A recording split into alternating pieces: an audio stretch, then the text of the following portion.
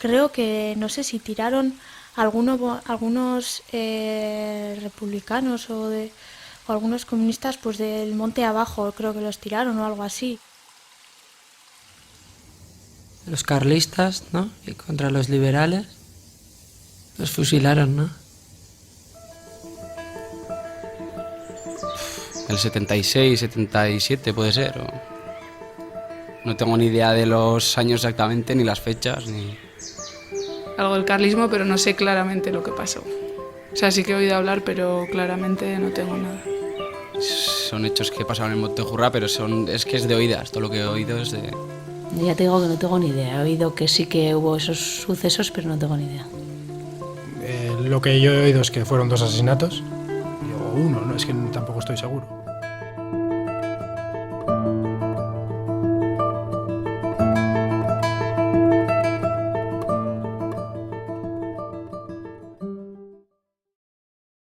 La conflictividad obrera, desde el tardofranquismo que se llama, fue increscendo.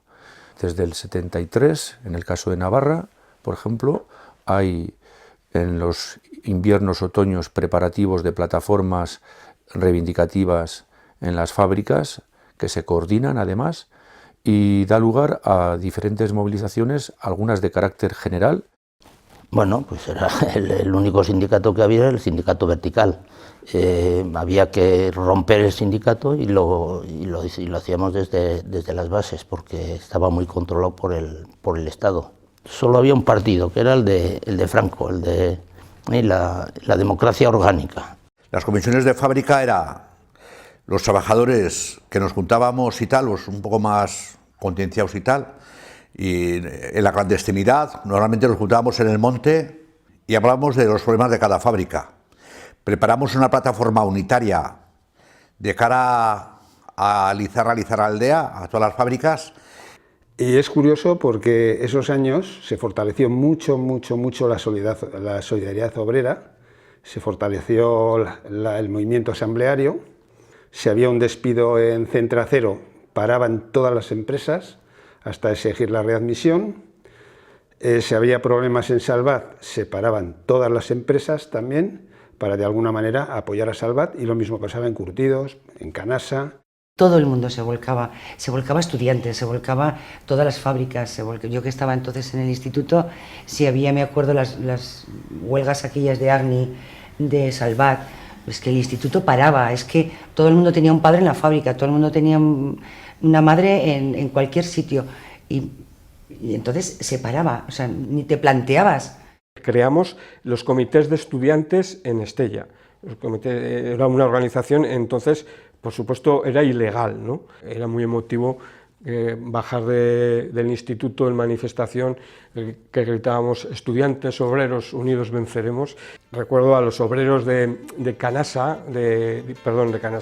Curtidos, que salían a las ventanas y nos aplaudían, ¿no? Era una cosa muy emotiva, ¿no? Con tu puedo y mi quiero, vamos juntos compañero, vamos juntos compañero. Salíamos de una dictadura que nos la había hecho pasar canutas y entonces pues había mucho que ganar, poco que perder, pero siempre había mucha pasión, nadie se echaba para atrás, todo el mundo estaba dispuesto a trabajar. En aquella época lo que se pedía era democracia. Al no existir ni una libertad de prensa, ni una libertad de los medios de información, ni una libertad de reunión, ni nada, quiero decir que, claro, las posibilidades que tenías de formarte o de ser críticos o de tener criterios propios, pues también estaban mucho más limitadas. Si tú querías, no sé, pues reivindicar cualquier cosa que fuera, por mínima, no tenías posibilidades, no había cauces ni de intervención, ni de participación, de nada, ¿no? Aparece el tema de que las mujeres tienen derecho al trabajo, que eso en Estella yo creo que fue muy importante. Por ejemplo, en Agni, a igual trabajo, igual sueldo. Y además es una época en la que entramos prácticamente todas las semanas, entraba gente a trabajar. Y mujeres había muchísimas. Una vez muerto Franco, los años siguientes, 76, 77, van a ser años de continuidad de estas movilizaciones. Hay que darse cuenta de que el contexto es ya de una crisis económica a la que España desde el año 74 alardeaba de que no le iba a afectar, pero claro que termina afectando, y que es reivindicaciones normales de subidas salariales para intentar paliar la subida del coste de la vida, etcétera, etcétera, y al mismo tiempo una respuesta por parte de la patronal impidiendo estas subidas, etcétera, pero sobre todo una respuesta, diríamos, también en los años 76-77, a pesar de que ya hubiera muerto Franco, similar a la de los años de la dictadura, o peor. Entonces, el 15 de enero del 76 de aquel año, hicimos una asamblea, la patronal se negaba a negociar y a todo esto, nos encerramos en la fábrica, 8 o 10 días, hasta que nos alojó la Guardia Civil, y nos encerramos en la iglesia. Yo recuerdo que la organización fue, para mí, perfecta. O sea, quiero decir que supimos convencernos de que era una cosa que teníamos que sacar adelante y que había que trabajar todos, no solamente por el hecho político o sindical, sino por el hecho de organización social. En ese momento, saber, estás en una iglesia y que tienes que ser consecuente. Estaríamos 400 o 500 personas. Dormíamos, pues unos en el altar mayor, otros en el coro, otros... Hay que darse cuenta de lo que es un baño para una multitud. Había que hacer fila. Pues eso se sacó adelante con un baño. Y había que organizar la cocina, la alimentación, lo que se traía, cómo colaboró la gente, cómo colaboró mucha gente de Estella aportando vino, tabaco, comida, traían cazuelas de ollas caldo, de sopa, comida. carne. Eso era lo que más nos llegó a todos, cómo el pueblo se unió a nosotros y cómo colaboró y cómo sintió el problema, ¿no? Decía, fulano de tal, que salga a la verja. Entonces salías a ver a la familia que venía, que o te traían un bocata, y allí pues estabas entre rejas viendo a la gente, ¿no? ¿Quién os dijo que erais dueños de mis hijos? ¿Quién os trajo a quitarnos el trabajo? ¿Quién os dio a comer el pan de mi granero? ¿Quién dejó que me vaciarais el puchero?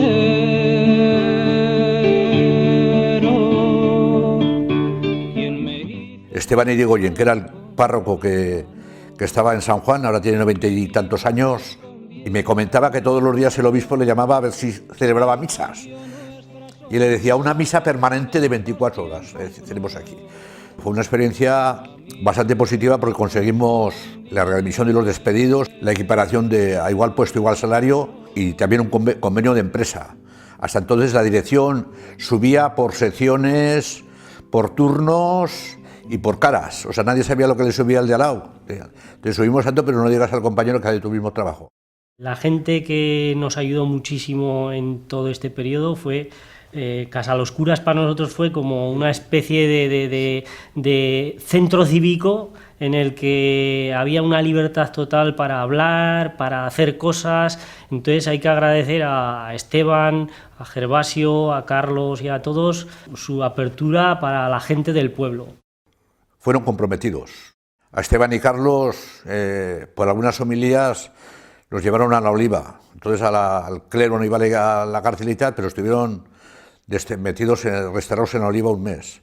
Y allá estuvimos visitándolos. Vamos a ver, parece ser que los alrededores de San Francisco no hay más gente. ¿Qué hacemos, cambio? Si hay gente, por ellos, cambio. Pero ten en cuenta que se meterán dentro de la sacristía. Cambio. Procedan a desalojar la iglesia, cambio. De acuerdo, si lo desalojan por las penas, si no, a palo limpio, cambio. Tenemos el ejemplo de la movilización de Vitoria, cuando en el 3 de marzo de 1976 se da la muerte de 5 trabajadores que estaban reunidos en una asamblea en una iglesia. Son gaseados y son disparadas pelotas y al salir son ametrallados y mueren 5 trabajadores. A ver ese fuego que ha sido al aire, cambio. Estaba preguntando si había heridos, cambio. De momento de los nuestros no hay ninguno. Cambio. Bueno, está bien, está bien. Esta es la guerra en pleno. Las asalinas que hemos contribuido a la paliza más grande de la historia. Cambio. Por cierto, aquí ha habido una masacre, cambio. Muere Franco y a pesar de ello no hay una restauración, no hay una puesta en marcha de los derechos básicos que en todo el mundo capitalista europeo se vivían: libertad sindical, libertad de reunión, libertad de expresión, y se da esa paradoja que incluso después de la muerte de Franco van a tener que seguir reuniéndose. Bueno, en Navarra, por ejemplo, era lo típico, reuniones o en iglesias o en el monte, en determinados lugares del cinturón de Pamplona, donde ahí se hacían las asambleas, etcétera, siempre de forma ilegal. ¡Gloria a los muertos del mundo del trabajo! ¡Gloria a los muertos del mundo del trabajo! ¡Gloria a los muertos del mundo del trabajo! ¡Gloria a los muertos del mundo del trabajo!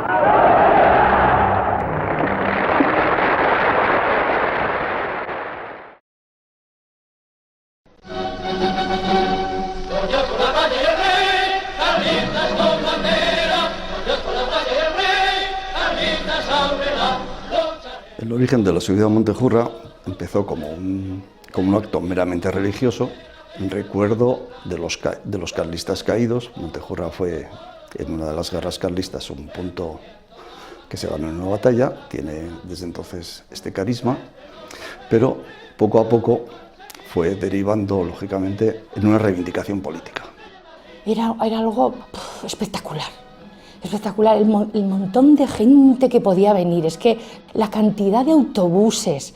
Estella era pues, reconocida en muchas partes, y Montejurra emblemático, y pues en Estella bullía. Igual encontrabas a alguien que era de Valencia o te decía de Andalucía también. Y como era una romería y era algo muy tradicional y muy tradicional y muy mamado, pues de que yo desde chiquita lo vi aquello, ¿no? Pues una fiesta más. El carlismo había tenido un proceso de evolución ideológica que un sector político, una corriente política que había sido fundamental en algunas zonas del Estado, por ejemplo como en Navarra, etcétera, para el triunfo del golpe militar franquista de 1936 y que había sido un elemento cofundador de la dictadura franquista. Sin embargo, a partir de los años 60, mediados de los 60, empieza a distanciarse del franquismo y luego pasa ya, a partir del año 68-69, abiertamente a ser una fuerza de oposición. A Carlos Hugo y a su familia se les había expulsado de España desde diciembre del 68, cuando ya se veía que la solución dinástica iba a recaer en favor de Juan Carlos, y a partir de entonces el Partido Carlista conoce un proceso de radicalización, de evolución ideológica muy rápida. Van a pasar a definirse como socialistas autogestionarios, incluso más avanzados supuestamente que la propia socialdemocracia, y como decía antes, pues eso, se meten en la singladura de todas las organizaciones antifranquistas. Hubo incluso años en que el retrato de Franco, que había que tener en todos los centros abiertos al público, del Círculo Realista de Estella, se quemó en público. Y claro, dentro de toda esta represión que estamos sufriendo, de alguna manera que habría algún acto anticonstitucional, antigobierno, que más o menos podías estar tranquilo, pues aunque no seríamos carlistas, pues nos llegaba ahí, ¿no? Sabíamos que no iba a haber pelotas, no iba a haber grises, no iba a haber pues, una manifestación que podías gritar lo que quieras. Y durante muchos años sucedió así, hasta que llegó el 76. El 76 un cambio total. Entonces, Montejurra era como un tubo de escape donde acudíamos todos. Todas las siglas que se movían entonces, la ORT, el MK, las comisiones obreras, el MC, el PC, el Partido del Trabajo también. Yo creo que había de todos los grupos habidos y por haber, legales y ilegales. Bueno, entonces estamos todos en la legalidad. Todo eran clandestinos. Entonces existía el movimiento Escut Católico, que bueno, se instauró en Estella, pero no éramos un Escut como al uso que hay ahora, ¿no? Sino que nos reuníamos gente con unas mentalidades mucho más progresistas que lo que ya es ahora, y nos reuníamos, que nos servía de plataforma para reunirnos. Nosotros vendíamos bebidas en la subida a Montejurra para sacar dinero para pagar los campamentos del Escut. Entonces ese día, unos días antes, empezamos a hablar de que hay una situación muy tensa, de que hay gente arriba armada, de que es posible que haya jaleo, que es mejor no subir. Estuvimos discutiendo subir, no subir, hasta que se decide en votación no subir.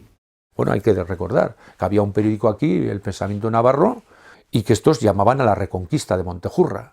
El hermano Sisto, que intenta abanderar a estos sectores, digamos, totalmente contrarios a esta evolución del sector capitaneado por su hermano, el sector de Carlos Hugo, Teresa, esa política de los sectores carlistas que se habían quedado fuera de ese proceso, de esa evolución, y que se habían quedado vinculados al carlismo franquista o al carlismo reaccionario, es lo que motiva ese interés por reconquistar Montejurra, hacérselo otra vez para el carlismo tradicional.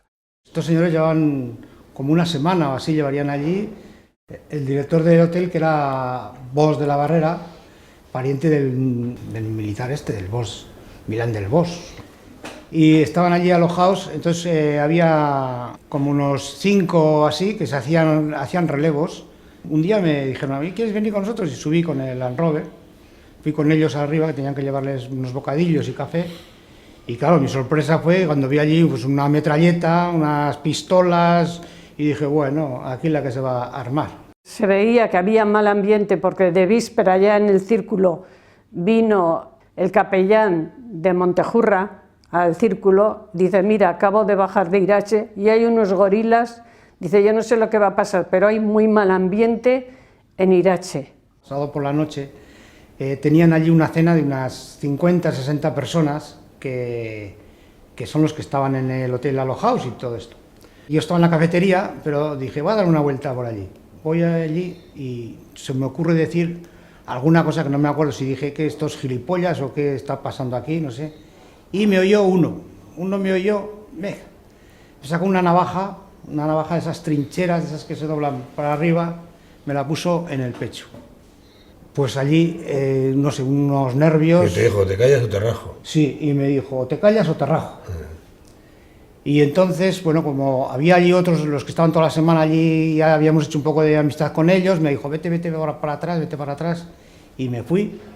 Oías que se decía por Estella, porque claro, que había en Irache se veían individuos que había con pistolas, eso se comentó enseguida en Estella para el sábado, que se decía que arriba que había incluso una metralleta, o sea, todo eso se corrió ya por Estella el día anterior, ¿no? Que no pasara nada, te vas a imaginar que vas ahí como toda la vida ha sido Montejurra, que era un acto festivo, y que va a pasar lo que pasó. Claro, nos encontramos con lo que ocurrió. Hay una intervención armada en la parte de abajo, es decir, en Irache, que da lugar al primer muerto, aunque muere 3 o 4 días más tarde, Aniano. La patrulla que estaba en el cruce del monasterio de Irache, pues escuchó el tiroteo, que hubo tiros ahí. Oye, que había tiro aquí, que hay que subir, que ven atrás. Subimos con el coche para atrás y efectivamente había un señor en el suelo, que bueno, lo que nos interesaba, coger a aquel herido. Y la verdad es que fue impresionante cuando lo cogimos de pies y manos. Al introducirlo en el asiento del coche, echó un chorro de sangre que aquello nos imponía. Quedamos, me acuerdo yo, en el transformador abajo, pues no sé si serían las 9 de la mañana o lo que sea, para subir, hacer el Vía Crucis y subir. Lo que pasa que sí recuerdo que había una niebla muy densa, entonces claro, la ascensión fue un poco más costosa por eso, porque no se veía muchísimo, y a unos 75 metros de la cumbre no nos dejaban pasar. Y se oye por megafonía, atención, atención, nos va a hablar el infante Don Sisto. Y nosotros empezamos a gritar todos, Carlos Hugo, libertad, Carlos Hugo, libertad. Y a los 4 o 5 minutos de esos gritos se oyeron 2 ráfagas que claro, que tampoco identificas porque son ráfagas sordas, como pa, pa, pa, pa, pa, y luego te enteras de que era de ametralladora. Claro, en la primera no pasó nada, pero Ricardo estaría a 1,5 metros mío, recuerdo que a la derecha, y 1 minuto antes me había pedido un cigarro, y yo claro, después de las ráfagas hubo gente que dijo al suelo, te tiras al suelo, te levantas, y mi amigo Ricardo no se levanta, pero claro, la gente retrocede y tú retrocedes, ¿no? Ir subiendo todos con cánticos, con historias, y de repente, pues, ¿qué es esto? Y digo, oye, si son tiros, y echarte al suelo, casi estamos ya en la cumbre nosotros. Y entonces empezar a ver heridos. La primera pues, fue una chica con una bala en el culo. A mí, yo creo que me dieron de los primeros. Fue empezar a oír los sonidos y yo ya noté en el pie el golpe. Yo creo que no apuntaron siquiera, tiraron al bulto. Arriba yo creo que nos dieron a 4. A 4 con bala, ¿eh? De golpes y así yo no sé si hubo, porque enseguida me fui para abajo. Vi que había un muchacho allí enfrente de donde estaba él, un muchacho caído en el suelo. Vi que tenía manchándose en la camisa y de sangre, y entonces, bueno, le abrí la camisa y vi que estaba dando pulsaciones el corazón, lanzando sangre para afuera. Vi que tenía un balazo en el corazón y le dije al de la camilla, pues este muchacho está muerto, tiene un balazo en el corazón. Fue muy angustioso. Fue un acto muy impulsivo, ¿no? Decir, bueno, pues aquí ha pasado esto, pues joder, pues lo coges y arrastras con él, pues a intentar salvarle, ¿no? Pero bueno, con mucha angustia, un estrés. Fue muy duro aquello. Yo no sé cómo salí con todo ese tropel y disparos, porque había una ametralladora, y es verdad, por más que dicen ellos que no, la tenían puesta. Yo pasé por la derecha y llegué casi hasta la cruz, y dije, que salga Sisto, que no está, si no está. Le digo, ¿cómo que no está? Entonces, ¿cómo va a hablar por megafonía si no está? Entonces salió, dijo él, dejadla pasar. Me dejaron pasar y le agarré del brazo y le dije, ven aquí, traidor, asesino. Digo, mira lo que has convertido el día de Montejurra. Fui a darle con el paraguas, ¿no?, de rabia que tenía yo, porque estaba... Y dice un hombre, uno de los que estaba allí, dijo, tirarla por el barranco. Luego me pongo a pensar y digo, madre mía, lo que nos podía haber pasado. Sí, sí, fue terrible, fue un día muy malo.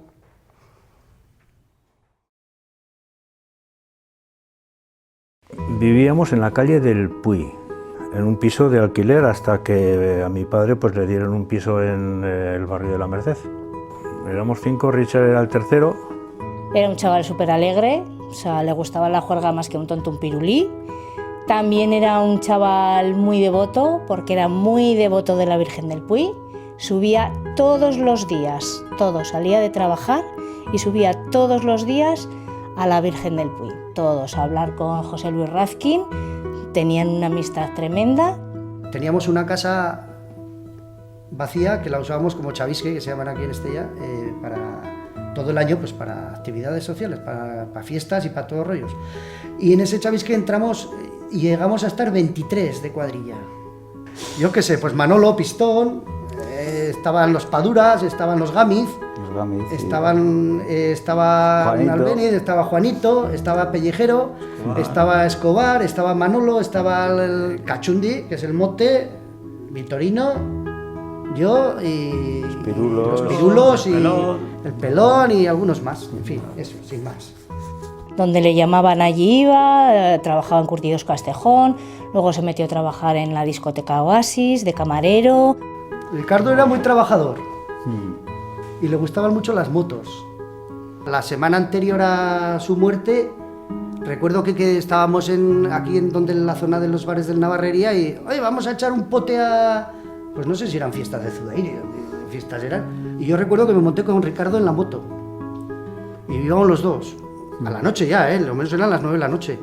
Y bajando la cuesta de San Fausto, nos pegamos una hostia con la moto, que se salió a la cuneta, no sé lo que le pasó. Y estos esperándonos en la Rion, que no vienen, joder, ya aparecimos. Nos hemos pegado un castañazo. Era muy dicharachero. Un chaval de 20 años, sin maldad ninguna, más que vivir su vida, trabajar para vivir y para ayudar en casa, y ya está. Muchos de los amigos de la cuadrilla éramos socios del Club Montañero, entonces nos gustaba mucho ir al monte y tal. Entonces preparamos como una salida más para subir a almorzar a la cumbre. Ese día dijimos, pues habrá ambiente, pues subimos y almorzamos allá. Y me recuerdo perfectamente que me dijo, oye, ya nos dejarás la bota de vino que vamos a subir mañana a Montejurra a almorzar. Aprovechando que es lo de los carlistas, porque ni carlistas ni historias, nosotros éramos unos jóvenes. Pero los de 30, 40 años, personas que que estaban Sí, sí. hasta el moño de la dictadura franquista, pues aprovechaban el acto social de Estella para pegar buenos gritos y irse a casa bien desahogados. Yo no entendía ni los Reyes, ni la Margarita, ni nada, ¿no? Pero veías cómo se ponían y eso te llenaba, ¿no? Te llenaba y decías, hostia, que cómo la gente se mueve, ¿no?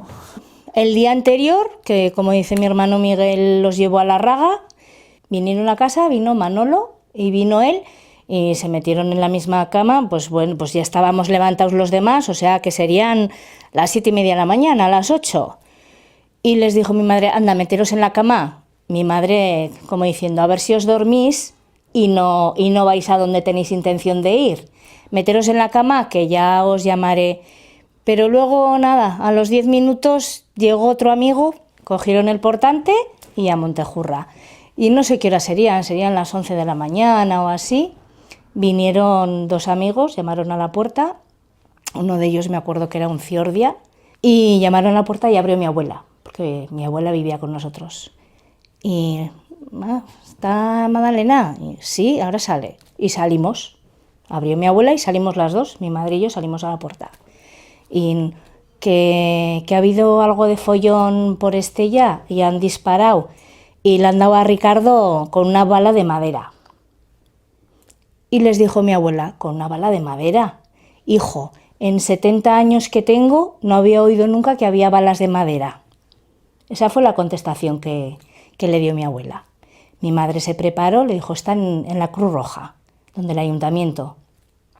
Mi madre se preparó y se marchó ella sola. Claro, pues estaba herido, pues se marchó ella sola.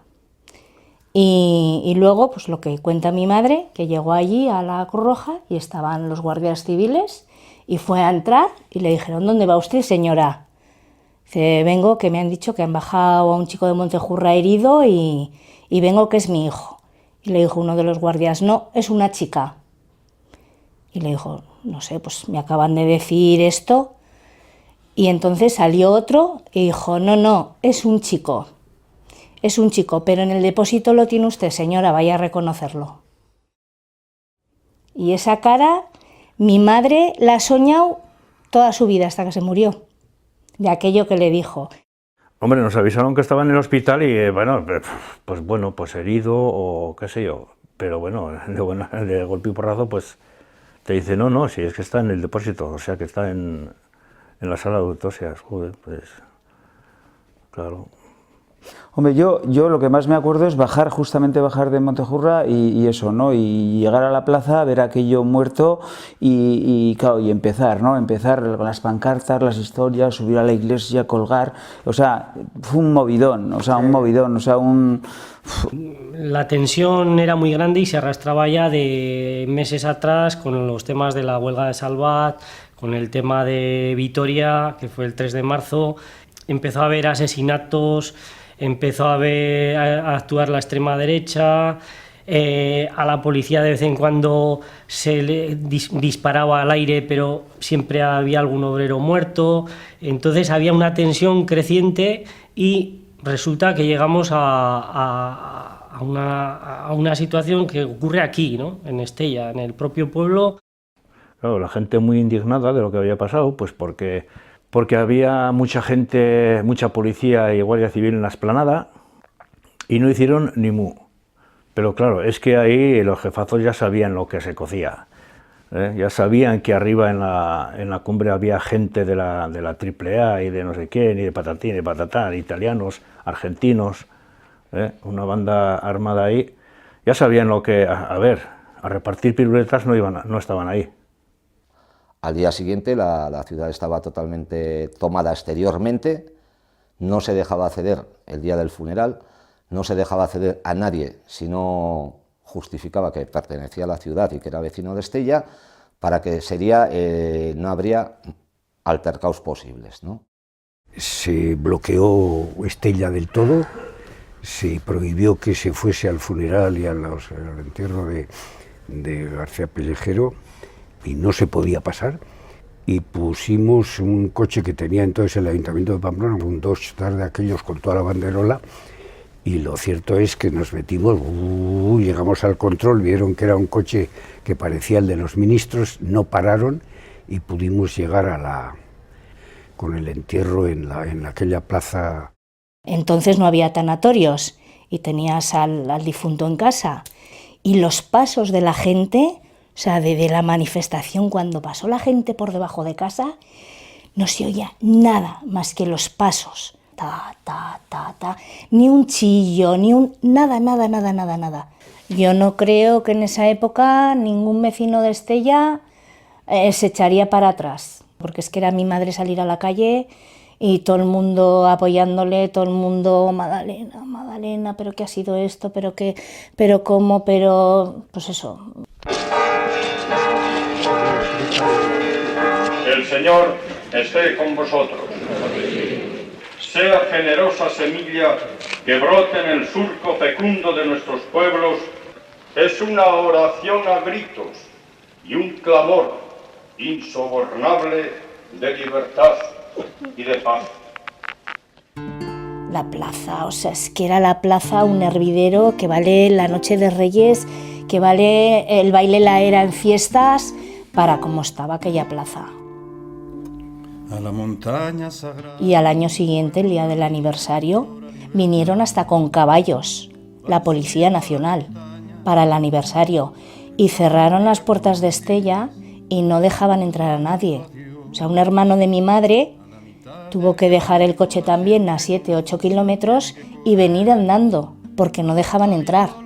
Claro, luego sales de misa y eso, y la gente entonces sí que se manifestó gritando, pero sacaron los caballos y la gente corriendo, ya te digo, yo me tuve una cría que era, me tuve que esconder allí tirada en las habas del asilo San Jerónimo, me tuve que meter allí porque en la Plaza Santiago acribillaban a todo lo que se movía,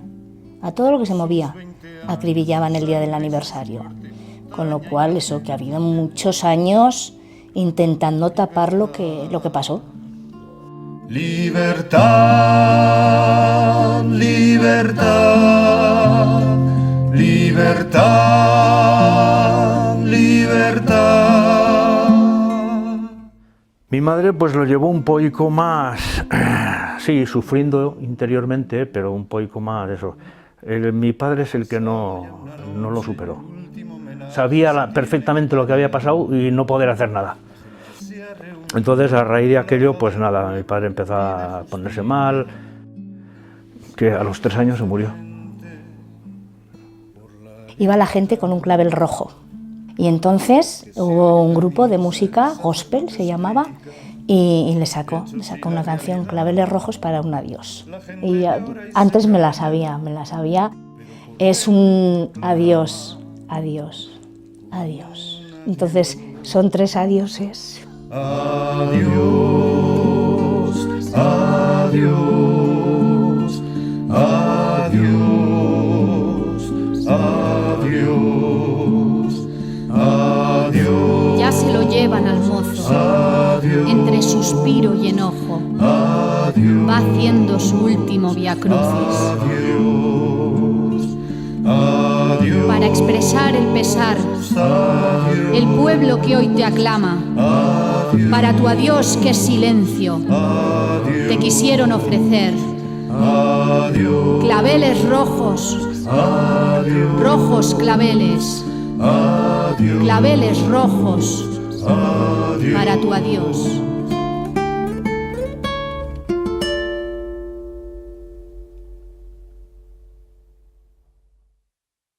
Consideramos que el responsable directo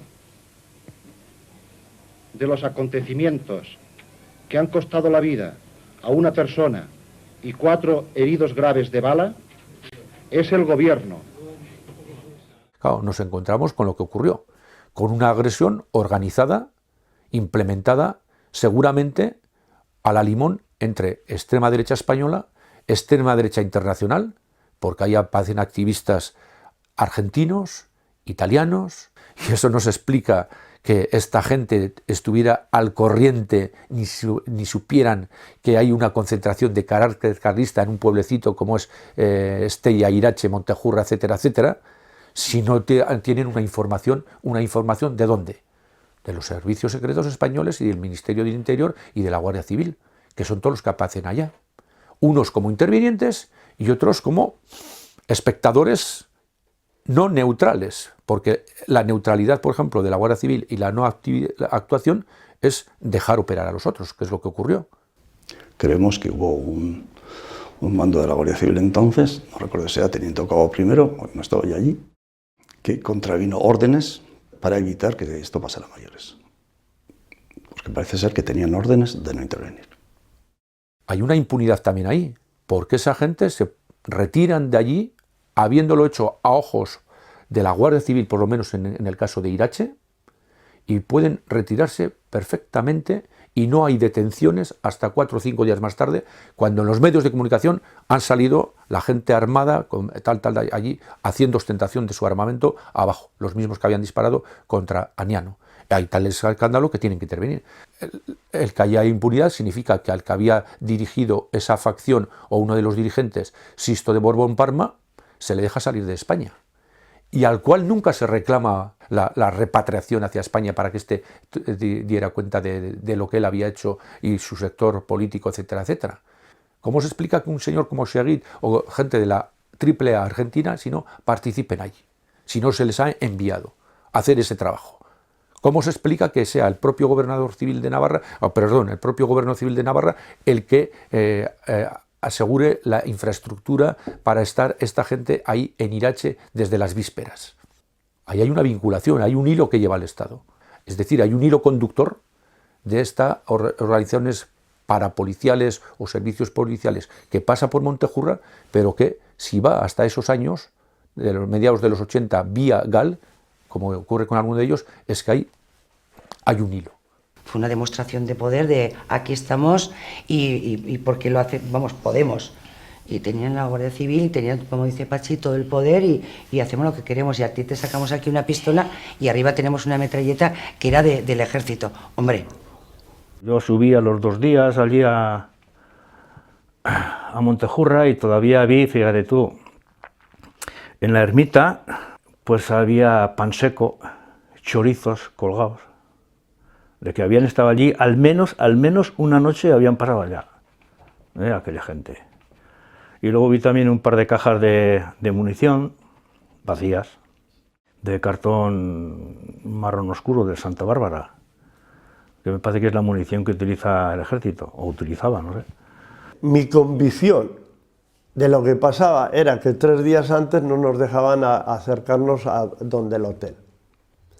Y que vimos una serie de personas que estaban relacionadas con el Estado. Y después de que pasa todo eso, ¿pero cómo la policía no ha hecho nada? Pues esto tiene que... No se escondían de nada.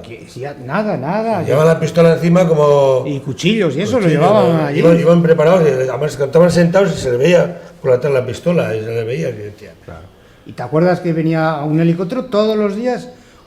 Una o 2 veces venía allí mismo, enfrente, en la campa aquella que había allí, con la Guardia Civil. Sí. O sea que ya sabían.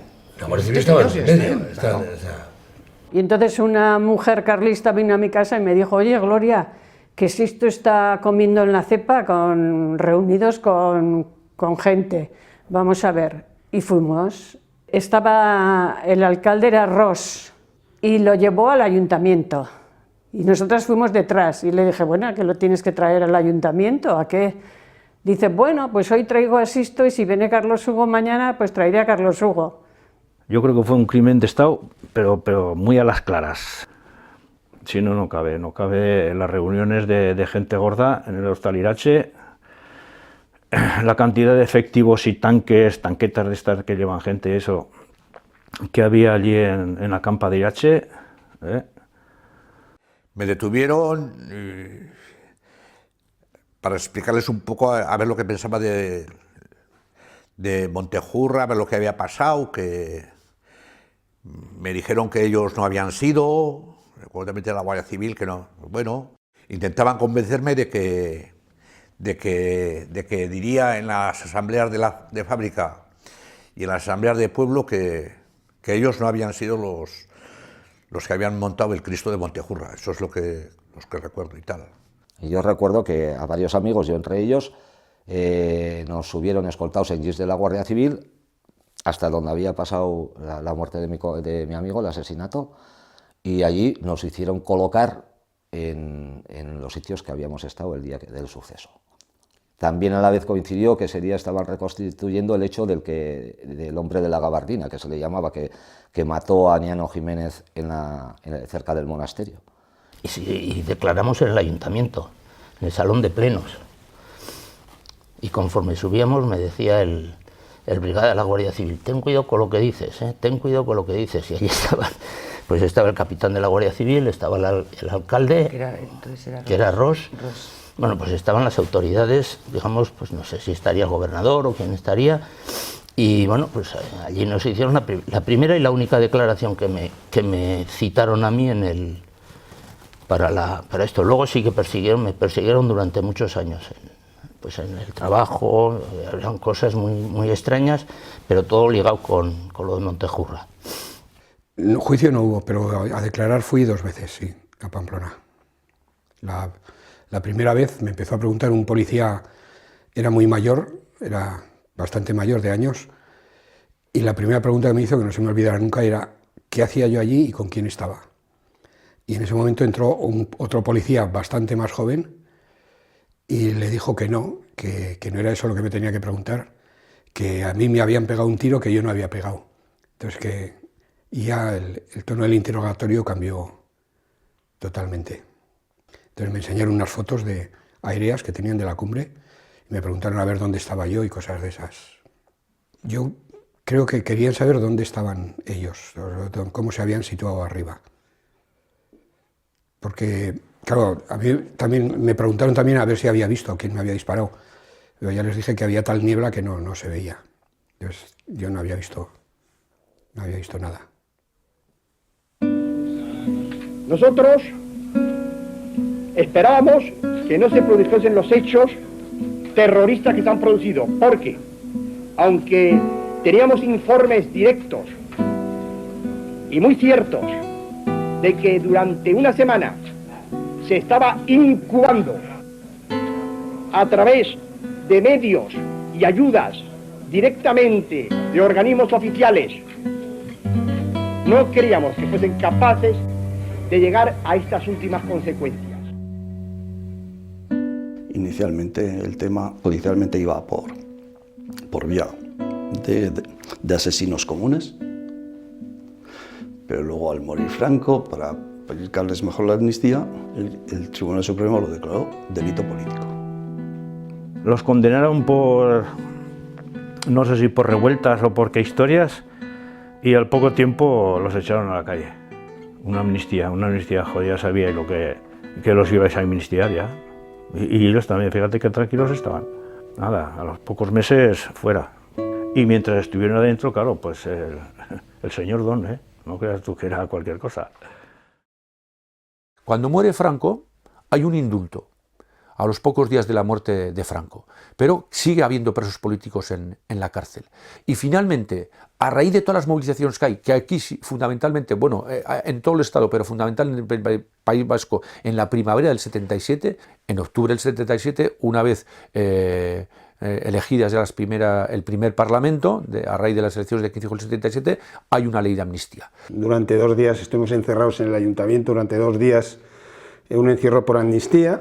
O sea, todos estamos convencidos de que tenía que haber una amnistía para de alguna manera dejar atrás el régimen. Entonces hicimos una lectura, diríamos, optimista y positiva, porque suponía verdaderamente una amnistía para los sectores que habían luchado contra la dictadura, etcétera, y en aquellos años de la transición, ¿vale? Pero no nos dimos cuenta, o se prefirió dejar en un lugar secundario el saber que era una ley de punto final y de amnistía también para los sectores franquistas que tenían responsabilidades en los años del franquismo y en los propios años de la transición. No hay nadie en la cárcel de los auténticos culpables, y mucho menos de los inductores. Y pruebas, como han tenido en ese caso, habrán tenido muy pocos asesinatos. Vamos, de fotos con la gente con la pistola en la mano, y de los inductores ya, de esos es que ni siquiera se ha hablado nunca.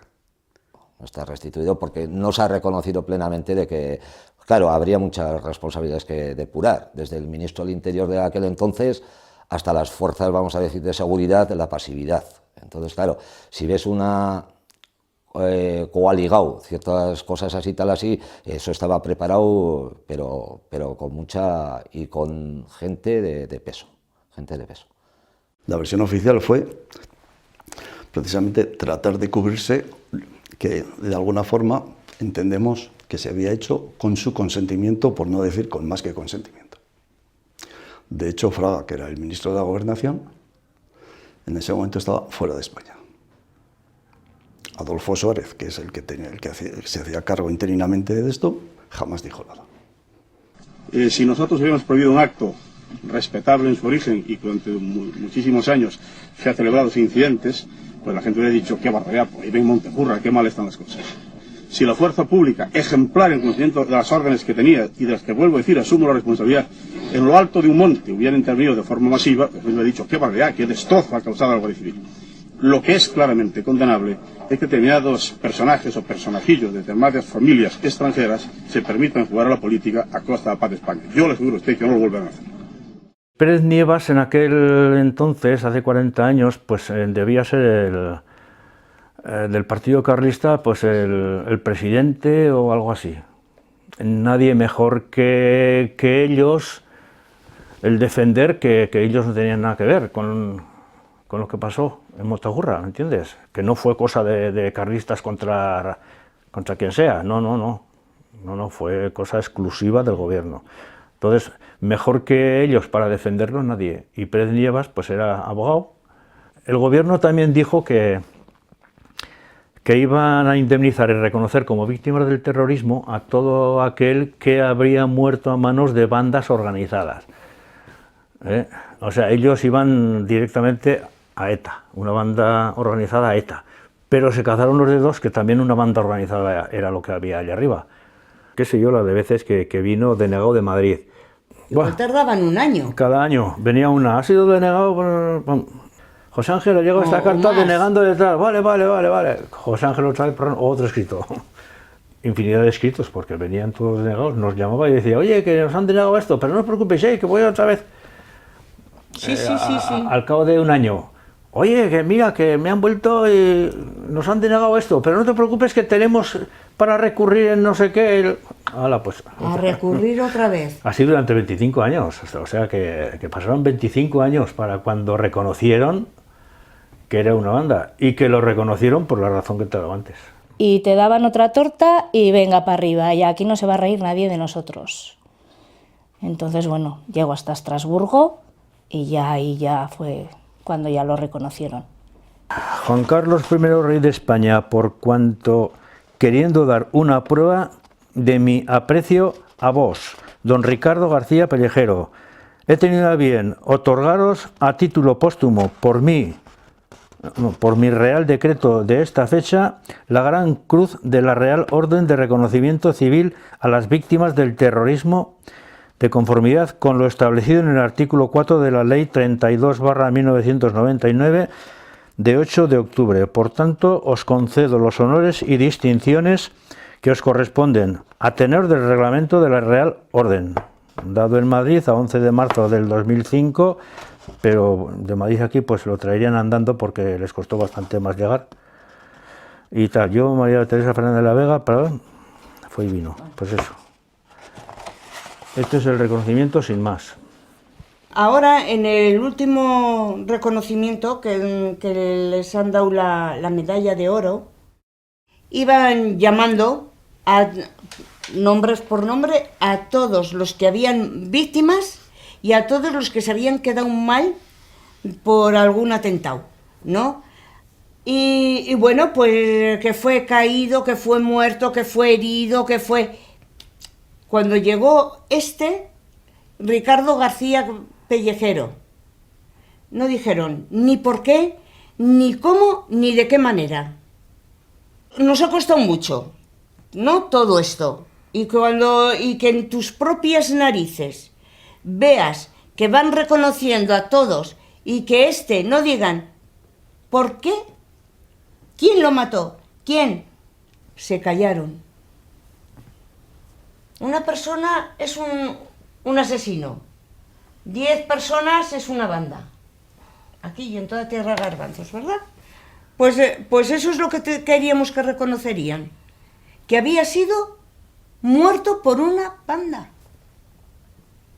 Y no queríamos nosotros otra cosa. Mira, en esos momentos no pensábamos más que en que lo reconocerían, como reconocían a las víctimas de ETA. Que no había sido la banda ETA, pero había sido otra banda. A mí, ¿qué más me da una que otra? Y eso es lo que estábamos persiguiendo. Y nada más, hasta que lo conseguimos.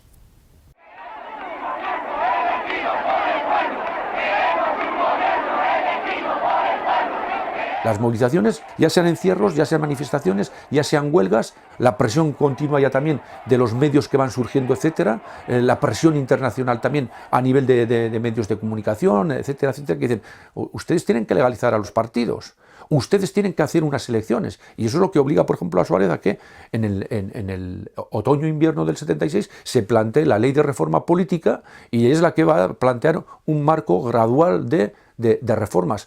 Es evidente que la legalización del Partido Comunista vino determinada en gran parte por la gran movilización que se da en Madrid, por ejemplo, a consecuencia de los muertos de Atocha en enero del 77, que hace ver a Adolfo Suárez que el Partido Comunista o los sectores estos tienen tal capacidad de movilización y de adhesión popular, como se muestra en las manifestaciones y las movilizaciones a raíz de los muertos de Atocha, que quieran o no quieran, se lo tienen que replantear.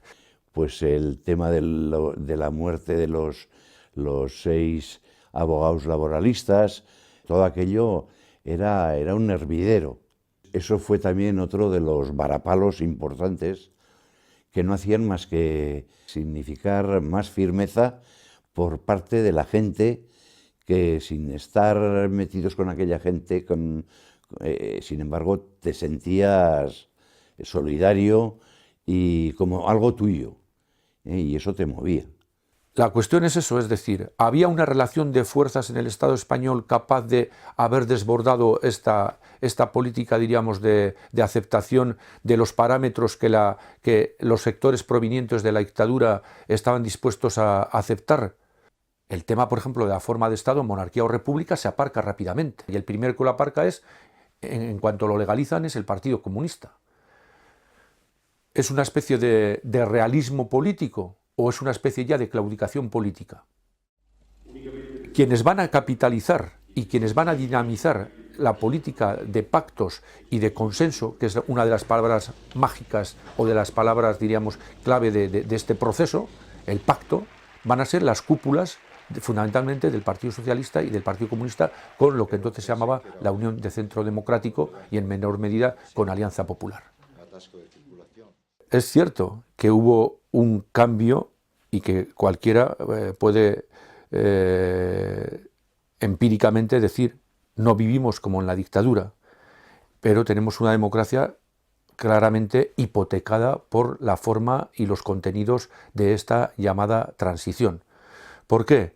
Hoy es el día que no se puede, por ejemplo, plantear la cuestión de la forma de Estado. Es un tema tabú. Y en esa transición, instituciones claves del viejo régimen, léase no solo la monarquía, sino instituciones como la judicatura, todo el aparato judicial pasó, lo único que cambió es de ser un tribunal de orden público, pasó a llamarse Audiencia Nacional, pero la judicatura tal cual. Esos jueces que habían estado aplicando una legislación franquista sin ningún remordimiento y sin ningún problema de conciencia, fueron los que iban a aplicar la legislación derivada de una situación democrática. Pasó con las llamadas fuerzas de orden público, la Guardia Civil, la Policía Nacional o Policía Armada, etcétera, el Ejército también, ese ejército que venía de una guerra civil en su cúpula por lo menos, y que algo se había renovado por los cuadros intermedios, pero que un ejército que venía de una dictadura pasó incólume, indemne y sin ningún tipo de depuración. Y eso es algo que, bueno, si la democracia es perfectible y si es un ejercicio cotidiano, hoy en día una constitución ya del año 78, que como se suele decir, no responde ya a la sociedad actual, podría ser desde parámetros democráticos perfectamente planteable. Pero eso es un tema que no. Es más, cuando ahora se habla de reformar la Constitución, seguramente no va a ser en sentido progresivo, sino que va a ser seguramente una contrarreforma de bastantes aspectos de lo que podría tener esa constitución de positivo.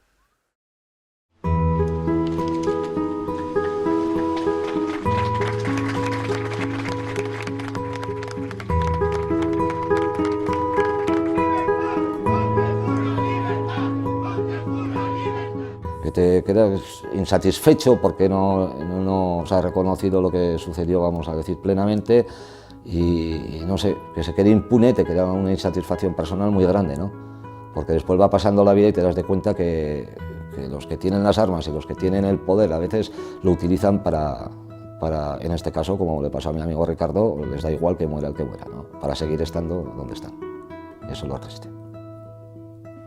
Yo creo que fue el momento de mi vida que más claro tuve que la justicia no existía, y no sé, dolor, es que todavía me causa,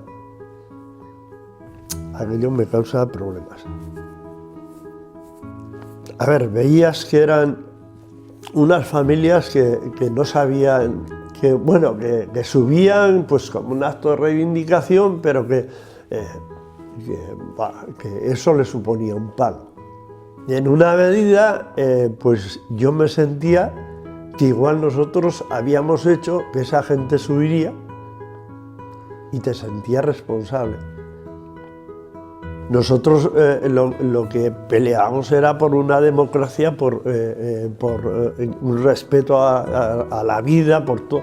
Veías que la gente empezaba pues a tomar conciencia de que la dignidad del trabajador era importante, que la dignidad del trabajador merecía la pena pelearla, y te pegan un palo de esos. Eran gente armada contra gente desarmada, contra gente del pueblo que subía, gente normal.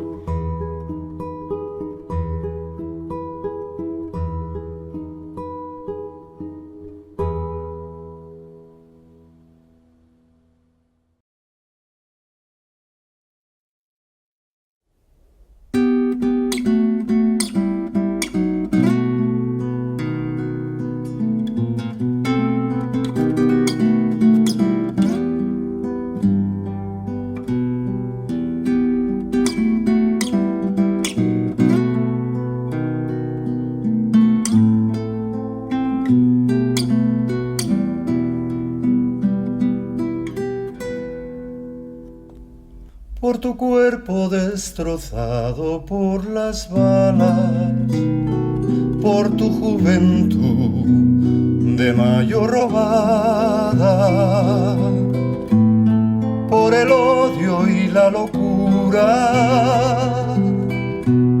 fríamente calculada, por el amor de los tuyos, por el viento de tu alma,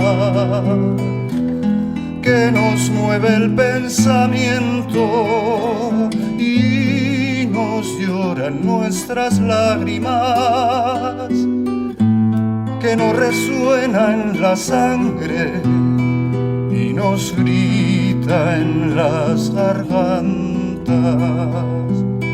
porque han vuelto a herir de muerte a Estella y toda Navarra.